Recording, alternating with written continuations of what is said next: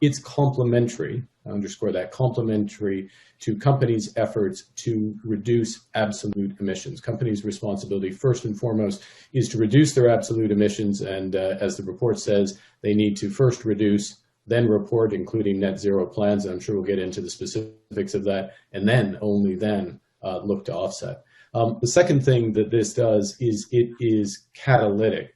It's catalytic not for renewable projects in many advanced economies where the economics are absolutely clear, they are profitable and they will be driven, but they're catalytic for projects that many of which are in emerging and developing economies where the economics are not yet quite there. And this can help tip the balance for those projects to come in. They also, these offsets can also be catalytic as part of helping the economics of absolutely essential breakthrough technologies that need to happen for us to ultimately get to net zero. And I'm sure that will come up more clearly because Bill Gates has led on those technologies. The third thing is this market is cross-border.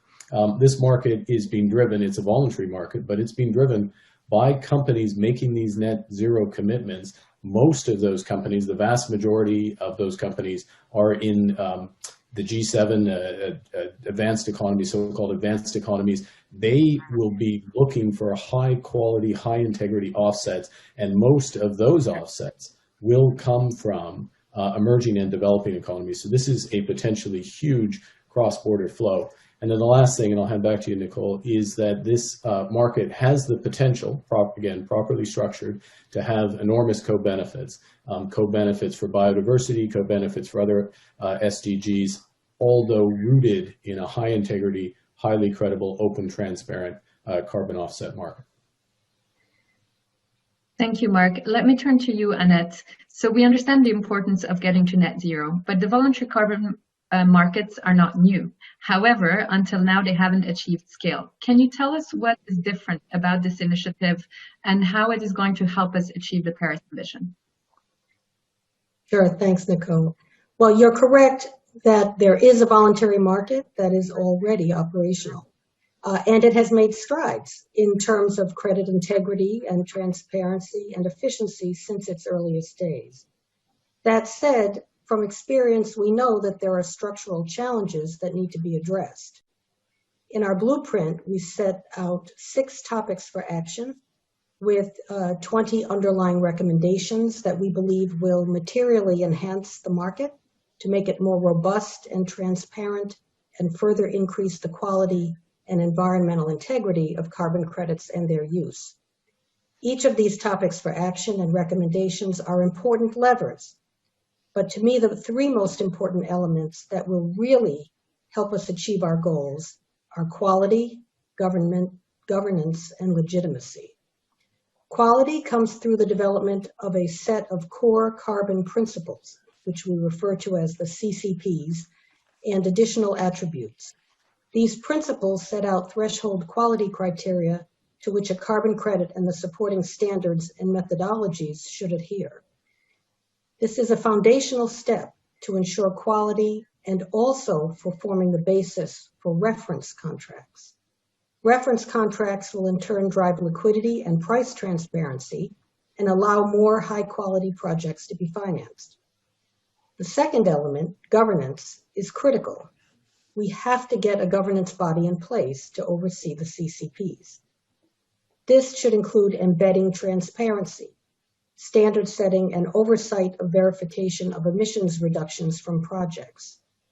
It will also include ensuring projects boost biodiversity and carbon capture while respecting community and land rights. And beyond overseeing credit level integrity, a governance body should oversee participant level and process level integrity as well. And finally, legitimacy.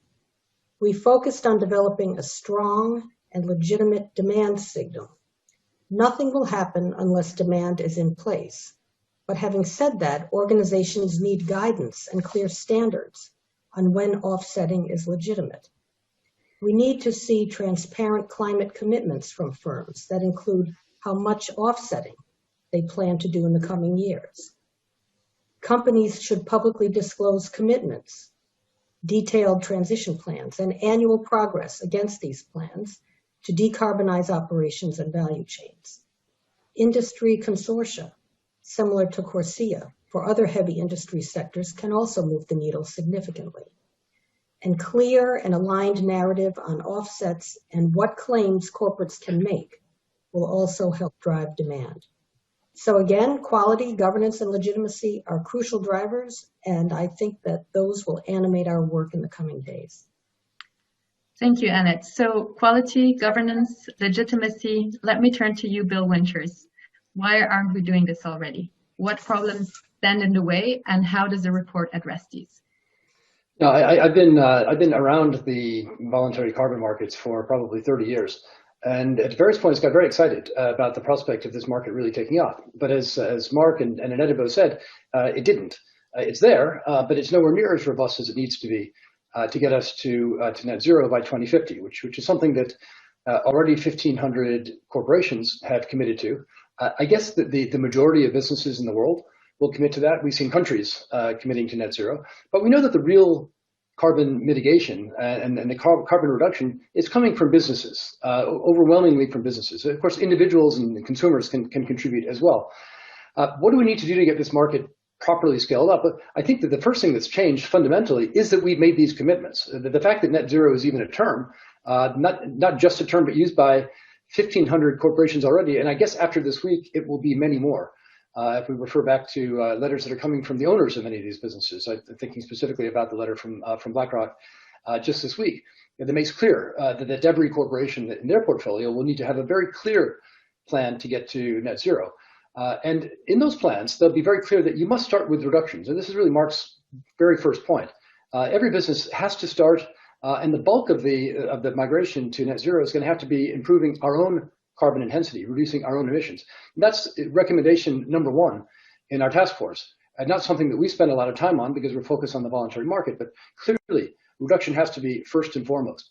But we also know that it'd be very difficult for many businesses to get all the way to net zero, much less carbon negative, as Microsoft has committed, without tapping into the offset market. Now, why offsets? Well, offsets are the most convenient and efficient way to migrate the tens of billions of dollars that need to move from the hands of people like my bank, Standard Chartered Bank, into the hands of the people that can actually remove carbon from the environment or structurally reduce carbon in the environment in the most efficient way. In addition, we have the tremendous benefit of creating price transparency, which has all sorts of other benefits, not least in terms of making clear to those of us that are polluting in any way what the cost of that pollution is. So what's different this time? Number one, we've got these net zero commitments that have been made. Number two, the stakeholders that are urging us to make these commitments, our owners, our employees, our clients, are intending to hold us strictly to account. So this idea that you could buy an offset that was occasionally referred to as a greenwashing contract, it's simply not going to work. As Annette went through, we've got, and we spent the last 6 months developing the standards and the standards setting bodies, the governance oversight, to make sure that we are using the latest and best technology, instruments, and with the right level of transparency to be absolutely certain that these carbon offsets or carbon credits that are being created are legitimate, that they're permanent, so it's not here today and gone tomorrow when the forest burns or the tree is cut down. Tracking leakage, so leakage outside of the project in terms of gradual diminution of the effectiveness, and making sure that these projects are additional. Additional meaning these are projects that wouldn't have happened but for the fact that there was a carbon benefit to the climate. So these are the steps that we've taken. As Annette said, 20 recommendations lumped under 6 key themes. With 200 participants very actively involved. What we're coming out with today, and I hope everybody gets a chance to read it, is a 17-page executive summary, easy read. You can definitely get through that. The 139-page report you've got to put a bit of time into.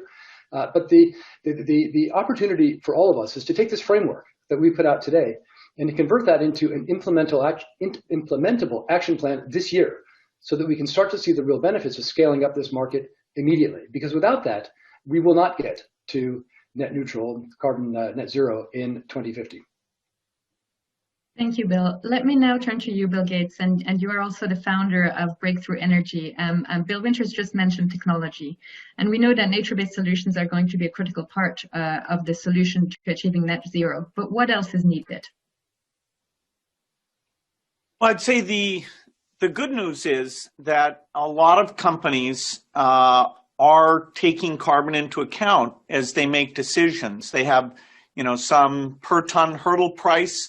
And they, are going to stay away from investments that, are generating carbon because of that price signal.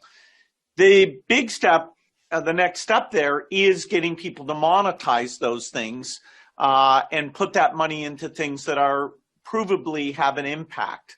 And a number of companies now are willing to do that. Now, some of these offsets are very complicated. Trees, for example, have a 40-year lifetime on average. So to match the carbon residency time, you'd have to replant 250 times. And trees generally grow where there's good soil and good water.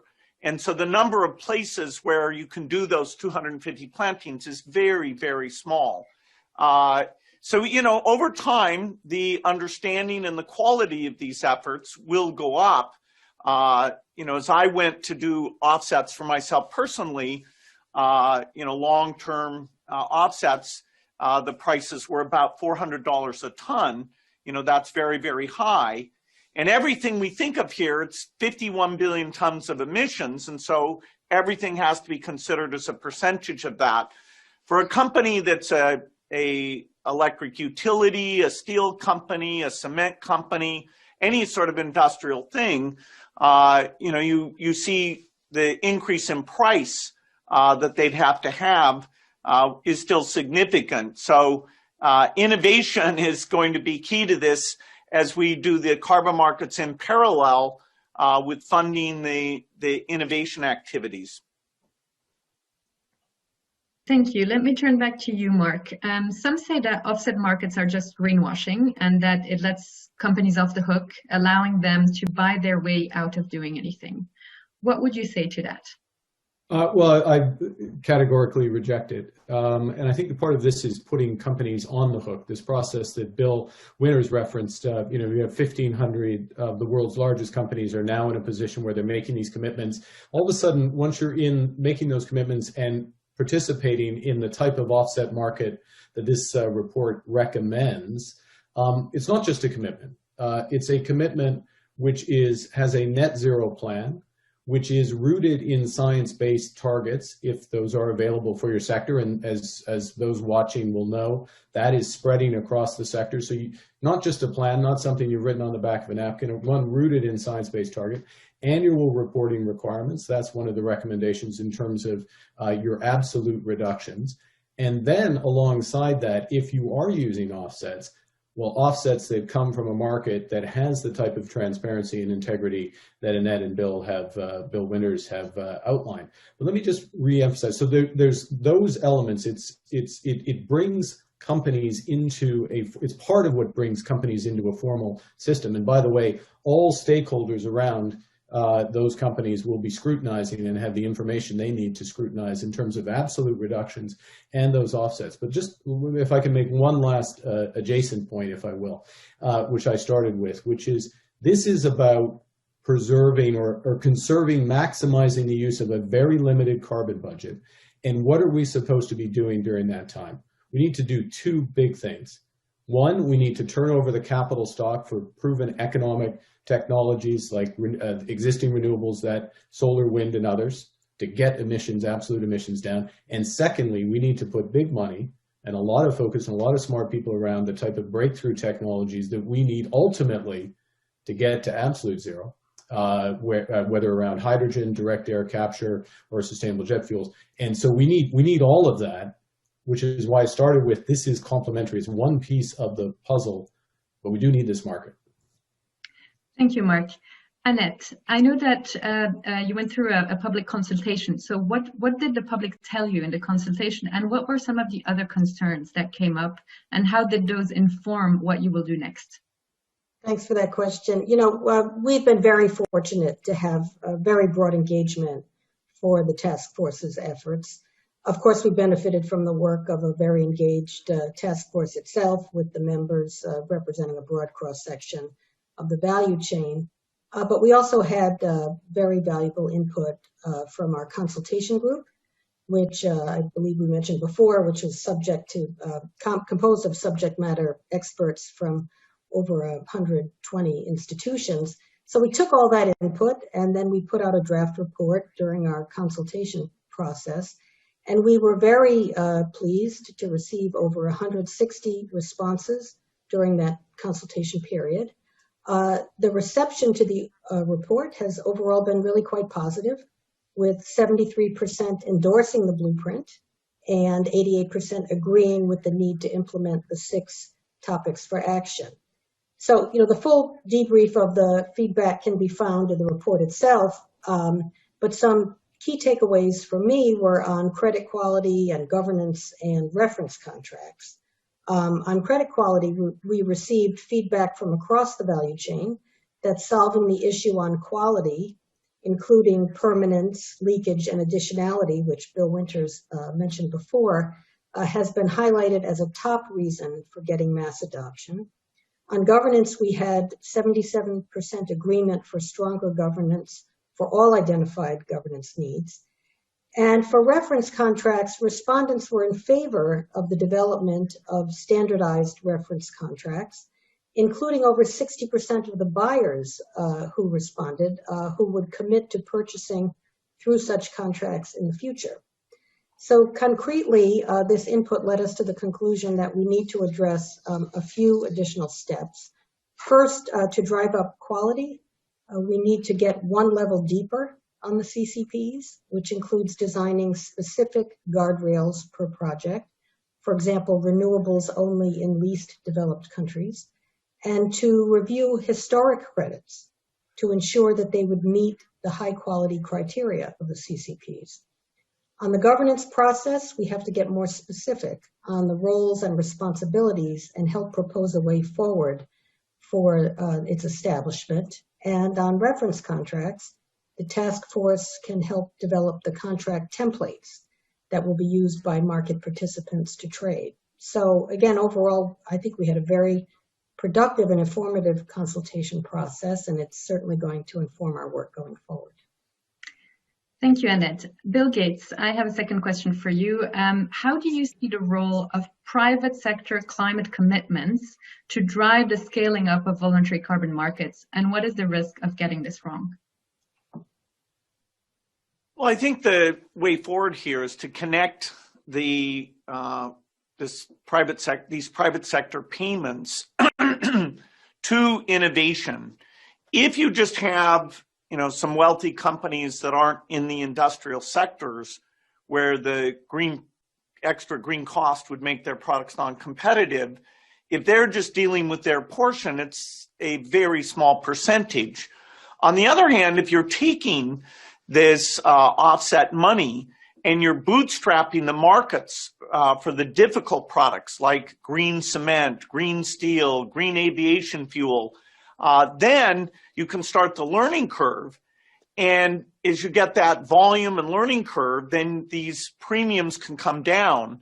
Because after all, to be at zero by 2050, all the products that middle income countries buy for shelter and lighting and transport, are going to have to come at such a small premium that they're willing to shift all their purchasing.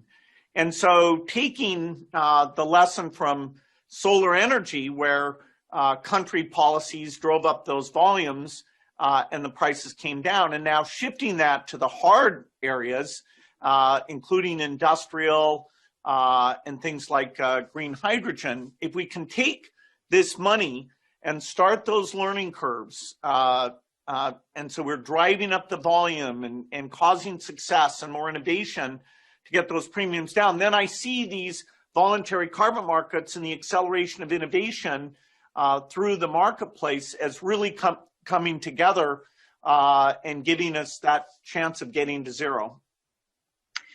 Thank you. Last question to you, Bill Winters, before we turn to questions from the audience. What are the next steps, and how will the task force strive for fairer representation? Good question. We spent a lot of time thinking about representation. Annette mentioned the 50-member core task force with another 120 people in a consultation group, and many others that were providing advice or perspectives, including the 160 responses we got to the consultation paper.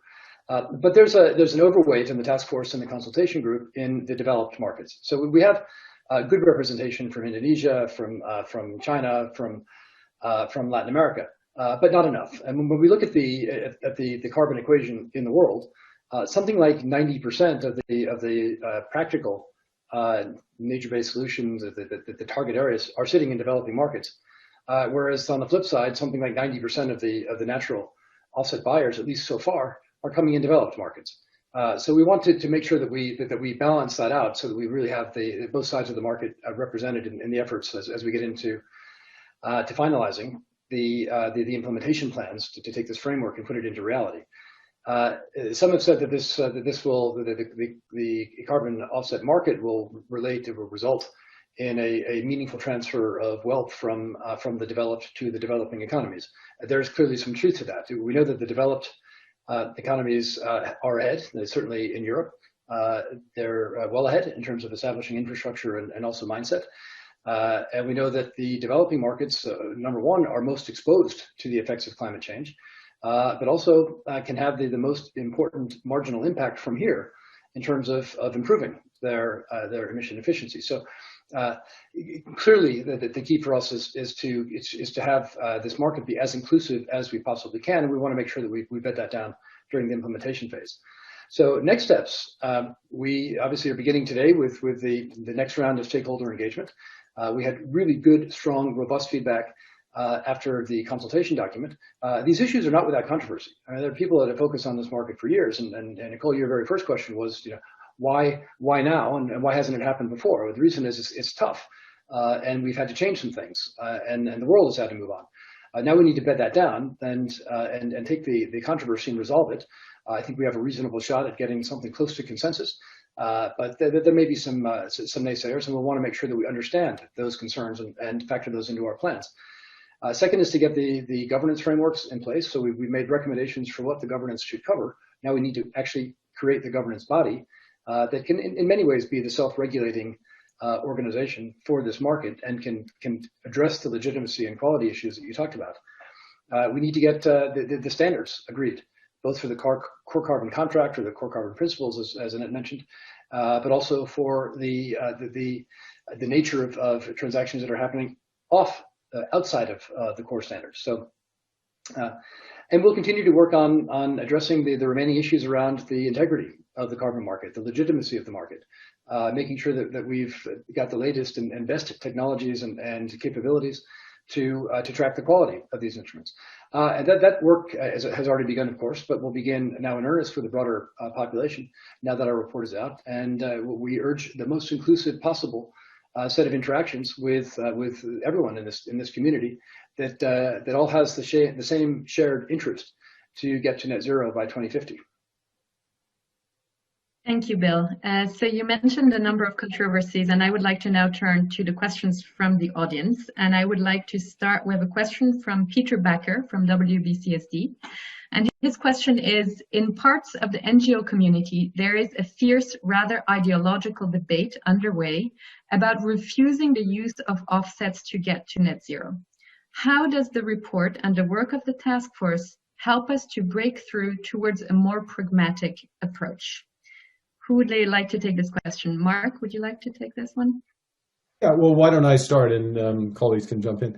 I think the first thing is something we were talking about earlier, which is, and I mean, obviously, having a legitimate market, a high integrity market where the offset is the offset, and things such as the point Bill Gates made about the role of reforestation over the life cycle of reforestation, and being absolutely clear about the transitory nature of that form of offset, subsequent. That's essential, and that gets clear, first point. Second point, differentiation when it's necessary in types of credits. so either on exchange traded or OTC credits.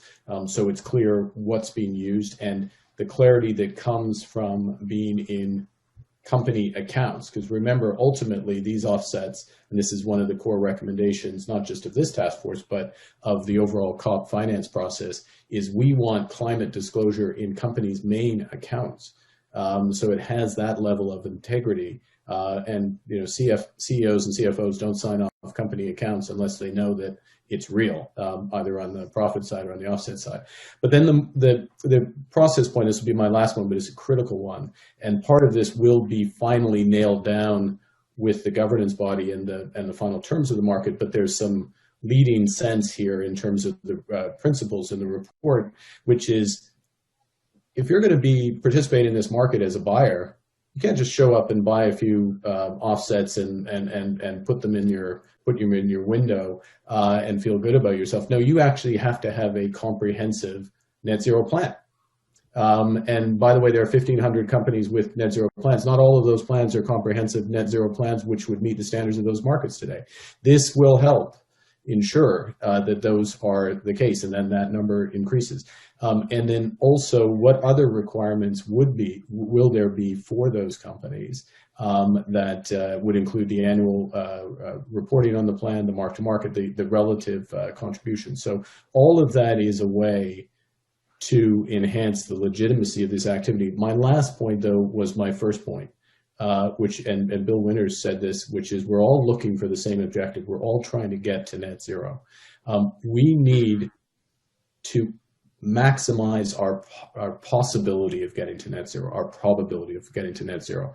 And this is part of the answer, only part of the answer, and it maximizes the ability to turn over the capital stock as quickly as possible and to make the kind of innovations that Bill Gates was talking about a moment ago. Thank you. Would anybody like to add something? Yes, Bill Winters. I'd very great. Mark, I think summed it up perfectly. But I think clearly at the heart of this question is a concern that the offsets that are created in the first place were never going to deliver the benefits that were hoped for, or that there's slippage after the original agreement. And when you read through our task force recommendations, you'll see that we tried to address those questions very directly, both at the outset and then over the life of the project. But maybe the thing I take most comfort in is, and this is getting back to what's different this time around, is think about the number of people that are watching this time who weren't watching before. Our owners are watching. Our regulators, if you're in regulated industries, are watching. As Mark says, to the extent that some of these commitments make it into financial reporting, you got auditors who are watching. You got NGOs who are watching. And if you have an orchestrated market, that these credits eventually are being delivered into an exchange. And somebody's on the other side of every one of those trades, and they're watching very, very carefully. And like every other market that we've seen that's managed to get to critical mass, the best way to make sure that people don't cheat is to have lots of eyes on the process from end to end with complete transparency. So at the very heart of our recommendations is finding ways to make that transparency very evident at every stage of the process. And I think if we get that, the confidence that these credits are legitimate, not just now, but through the life of the projects, will soar.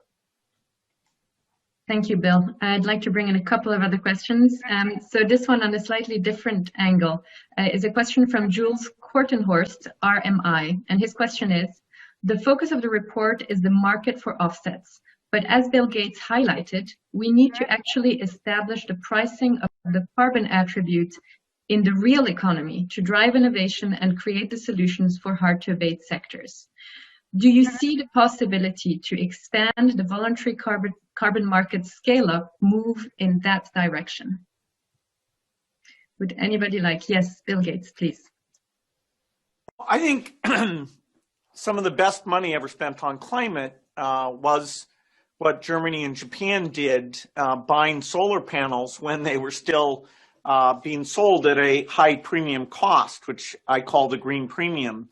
And so companies' willingness to fund activity, we need to connect that to the innovation cycle. Because after all, if a green product is very high priced, there's no market for it. But if you drive that volume up, then that price delta can come down. And so I do think that really proving to people that the quality of these offsets is strong. That's over the next few years, we'll do better and better in that. But the other is the idea of this catalytic impact and getting some of this money to go into taking the tough, the hard parts, the high green premium parts, and getting those on the learning curve, and getting companies that do that, buy all their buildings with green cement, green steel, and bootstrap like solar panels. We want to give credit to those companies because that learning curve is the only way that you get the entire market for those products to shift to green. Thank you. Yes. Just to chime in, it's clear in our report that Bill's enthusiasm for this angle is infectious, and we all agree that it's critical that we find ways for the voluntary carbon market to help support these frontier technologies. So it's a central tenet. Now, do we have all the details of that worked out? No, we don't, and that I think will be one of the really important and challenging and interesting issues during the next phase of implementation, is finding a way to get comfortable that we can have the same sort of confidence in these frontier technologies that we have in some of the more established technologies where they have their own questions. But we're all committed to finding a way to do that. Thank you, Mark. Nicole, Yes, if I can just make one quick point, which sometimes those at the frontier, it's hard for them to realize how far others are behind them. So Jules, I know Jules well, who asked the question, he's at the frontier. He understands these issues intimately, and the financial sector issues intimately, and some of the technologies. Bill Gates, obviously at the frontier, some of these technologies.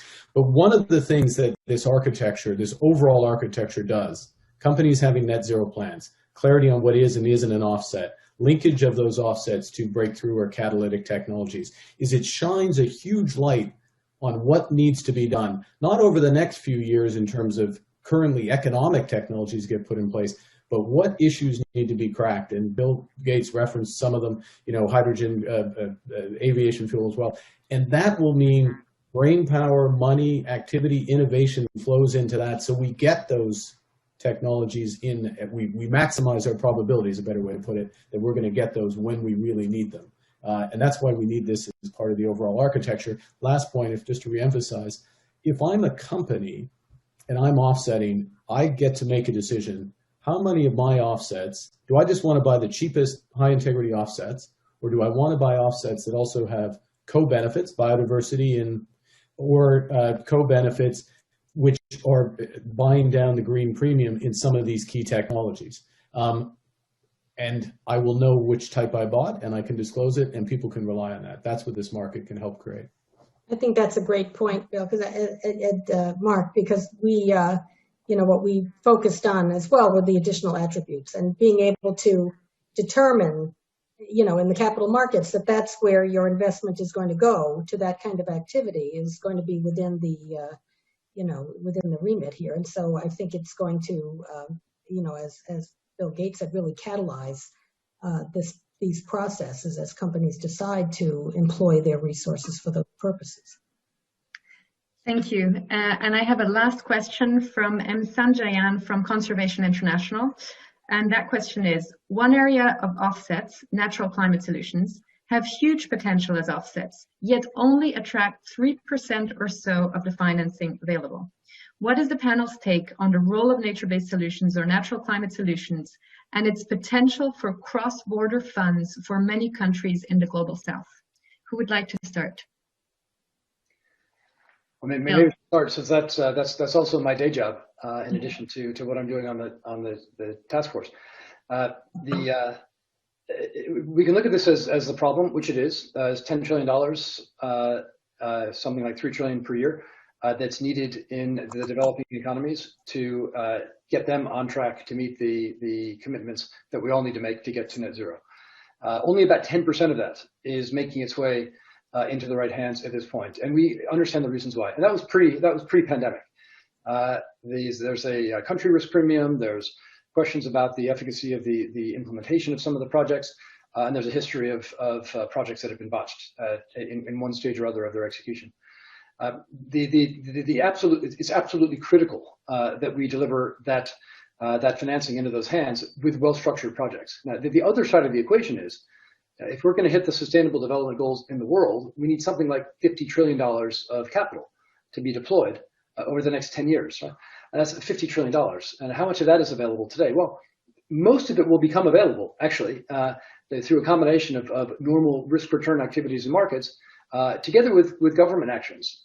So think about blended finance, where governments are helping to catalyze this flow of money from the developed markets typically into the developing markets, where the bulk of the nature-based solutions are to be found. There's a role for banks to play in this. There's a role for capital markets. There's a role for governments. There's a role for multilateral institutions. But we can't wait too much longer because, as we understand, the candle is burning at both ends right now. Thank you, Bill. We could go on. There's a lot of topics, fascinating conversation. I would like to thank you all for your engagement and for this great panel. For those who are following on Top Link, we will post the links if you want to read the full report of the task force or the summary. And I also want to highlight that as a follow-up to the task force report, the World Economic Forum has issued a report looking at the critical role of nature to deliver on net zero, and that we will be working to ensure high integrity, high quality nature-based solutions, which is a critical part of what we talked about today. So thank you all. You can find the recording of the session on the World Economic Forum website, and I look forward to this task force really gaining momentum and traction, and with all the wonderful recommendations that you laid out. Thank you. Thank you, Nicole. Thank you, everyone.